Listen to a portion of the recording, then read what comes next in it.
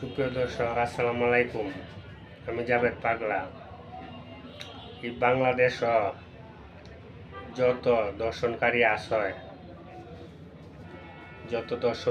আসয় বাংলাদেশ, যদি শুনি আরেকটা মা বোন দর্শন হইছে বাতিজারা, আমি জাভেদ পাগলা নিজের হাতে তোরারে ফাঁসি দিয়াম। বাতিজারা কথাটা মাথায় লাইস।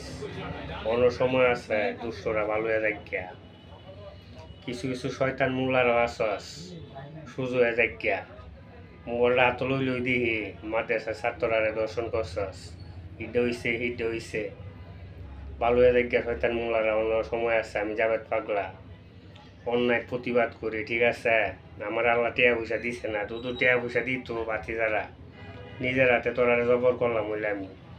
যত দর্শনকারীরা আসস অন্য সময় আছে ভালো হয়ে যাইয়া।